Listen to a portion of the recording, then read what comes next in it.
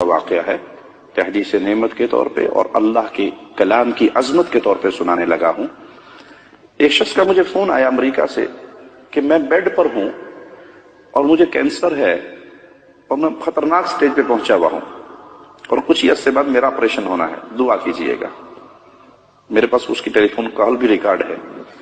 تو میں نے کہا بھائی اللہ تجھے شفا دے، تو بیڈ پہ پڑا ہے، کچھ کر نہیں سکتا، سونے کے علاوہ جب تو اٹھے نماز پڑھنی ہے، کھانا کھانا ہے اور سونا ہے، اور تو تجھے کام کوئی نہیں۔ مستقل اپنی زبان پہ سورۃ فاتحہ کا ورد شروع کر دے آج سے، مستقل سورۃ فاتحہ پڑھ،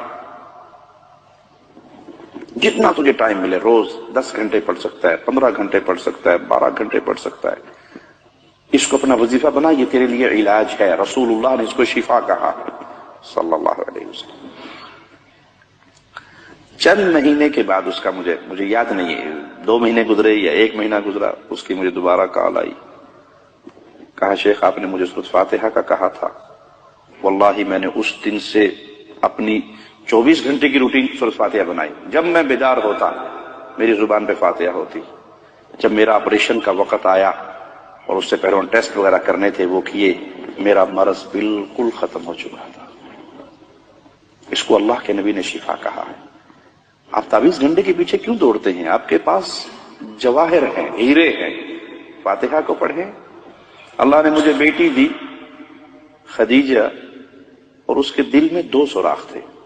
یمامہ ہاسپٹل ریاض میں وہ پیدا ہوئی، تو پیدا ہوتے ہی مجھے ڈاکٹروں نے جب وزٹ کے لیے میں گیا بیٹی دیکھنے کے لیے، کہا اس کا ایمرجنسی میں فوری آپریشن کرنا ہے، بائی پاس، اس کے دل میں 2 سوراخ ہے، 1 لاکھ ریال کا خرچہ ہے۔ میں نے کہا میرے پاس تو 1 لاکھ ریال کی حیثیت نہیں ہے، میں کہاں سے اس کا آپریشن کروں گا؟ کہا نہیں آپ ٹرائی کریں، کوشش کریں، دیکھیں، لیکن اس کا آپریشن ضروری ہے۔ یہ روتی تھی تو پورا چہرہ اس کا نیلا ہو جاتا تھا۔ میں نے کہا ٹھیک ہے، اللہ آسانی فرمائے گا۔ میں نے بیٹی لی، گھر آ گیا، اور میں نے اللہ کی رحمت سے اسے اپنی گود میں لینا اور سورۃ فاتحہ پڑھنا۔ بعض دفعہ 2 گھنٹے، 3 گھنٹے مجھے ٹائم ملا، آدھا گھنٹہ، جتنا ٹائم ملنا، میں نے مستقل اپنی بیٹی کو گود میں لے کے صرف سورۃ فاتحہ پڑھنی۔ مجھے یاد نہیں کہ وہ 20-21 دن کے بعد دوبارہ یا مہینے کے بعد دوبارہ ہاسپٹل لے کر گیا، تو فائل اسی بچی کی تھی، ڈاکٹر چینج تھے۔ اب وہ مشین سکرین پہ ایکو کر رہے ہیں، نیچے فائل دیکھ رہے ہیں اور اس سکرین کو غور سے دیکھ رہے ہیں۔ مجھے کہتے کہاں سے علاج کروایا آپ نے؟ میں نے کہا کہیں سے نہیں بھی کروایا۔ کہا تو اس کے 2 سوراخ بند ہو چکے ہیں، بالکل ٹھیک ہوگی، نارمل ہوگی ماشاءاللہ۔ میں نے کہا کچھ نہیں کروایا، صرف سورۃ فاتحہ پڑھ کے دم کیا۔